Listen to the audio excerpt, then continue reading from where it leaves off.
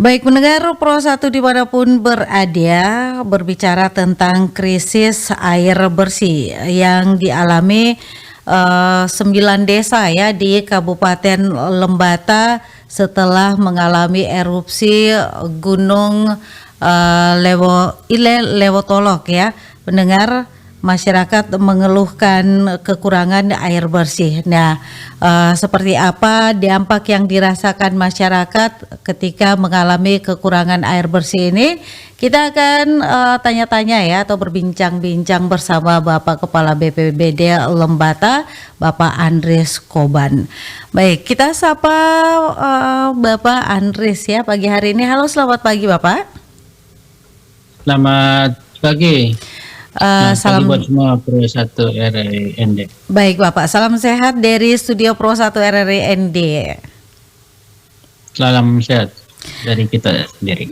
Baik Bapak, berbicara tentang krisis air bersih ya, setelah terjadi erupsi Gunung Lewotolok ya, yang terjadi beberapa waktu lalu.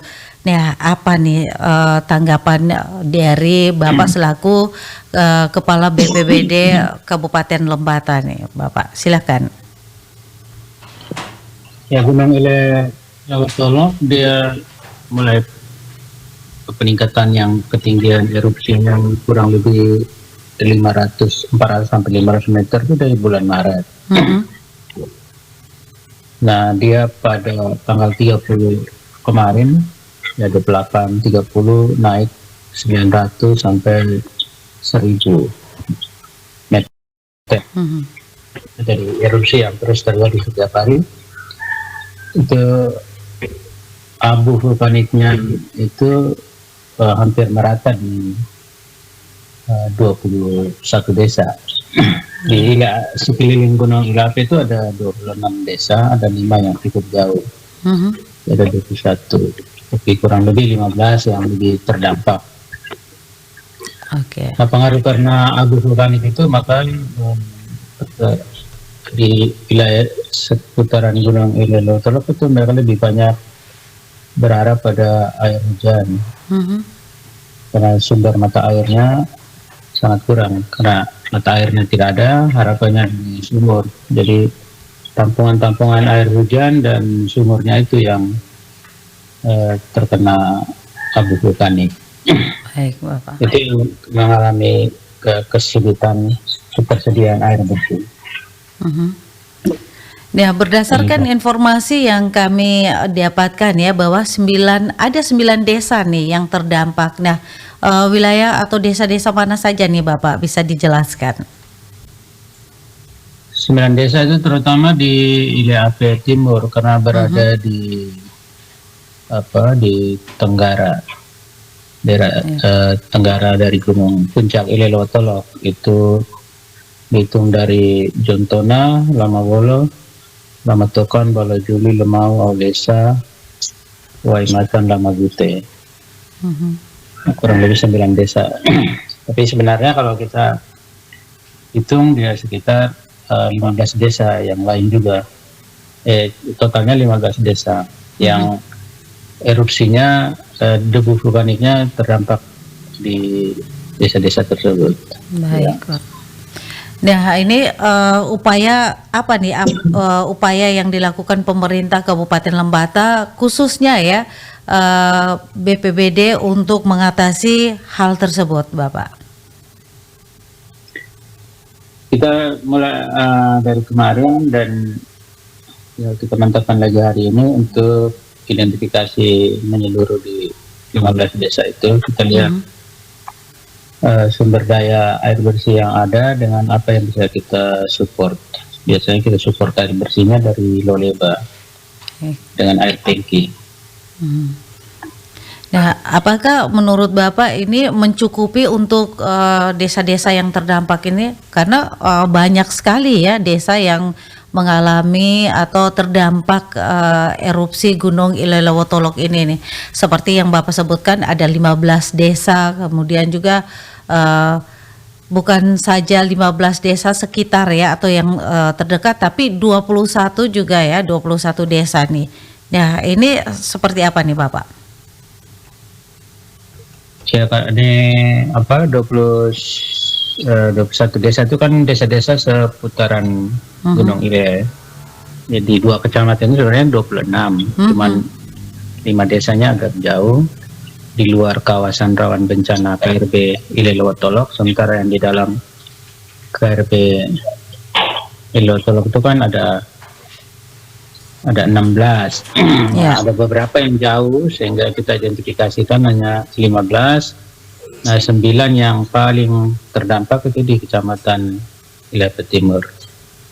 Nah, kita setelah nanti identifikasi, kita rencanakan lebih lanjut untuk suplai air bersih. Cuma dengan kondisi yang sekarang, kita coba bangun koordinasi ke provinsi atau para pihak. Kita harapkan juga dari pihak swasta untuk bisa membantu masyarakat dalam support air bersih, karena kerja penanggulangan bencana kan tidak pemerintah saja, tapi juga dengan unsur LSM, masyarakat, swasta, media, akademisi, dan lain-lain. Kami sedang bangun kolaborasi untuk mensinergikan semua sumber daya untuk membantu di sana. Baik Bapak. Lain juga kesehatan juga ya. Nah, saya berpikir bahwa bukan hanya air bersih saja ya, tapi juga mungkin obat-obatan yang perlu diberikan ya kepada masyarakat yang terdampak erupsi Ile Lewotolok ini ya Bapak ya.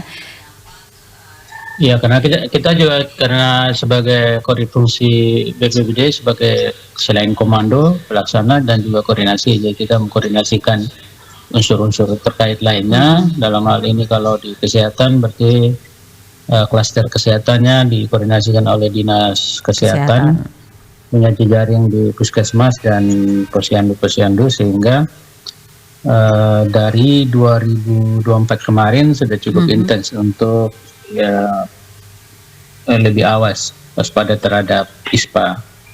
Dan kemarin ya tapi kemarin kami cek di Kepala Dinas Kesehatan belum ada yang serius terdampak ISPA.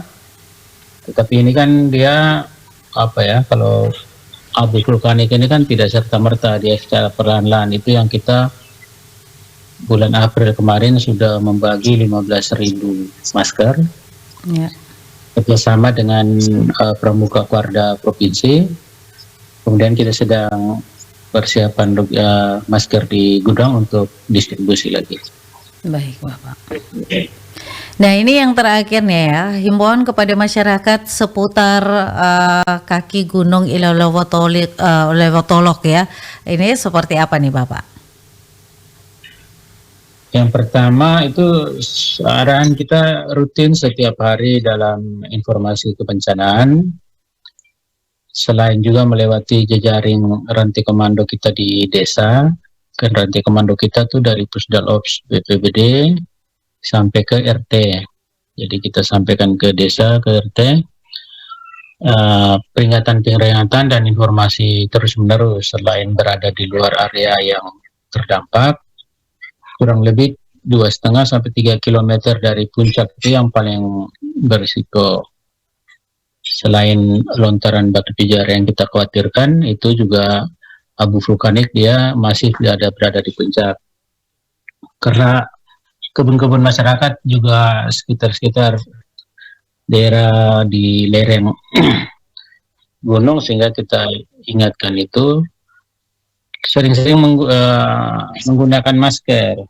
Ini kan karena masyarakat juga bagi masker, tetapi kadang-kadang menggunakan masker ini kan belum menjadi habit atau kebiasaan ini pakai masker. Nah, kemudian kita juga sudah nomor atau informasi yang harus segera diinformasikan apabila ada hal-hal yang perlu diinformasikan segera, misalkan ketersediaan air bersih dan segala macam.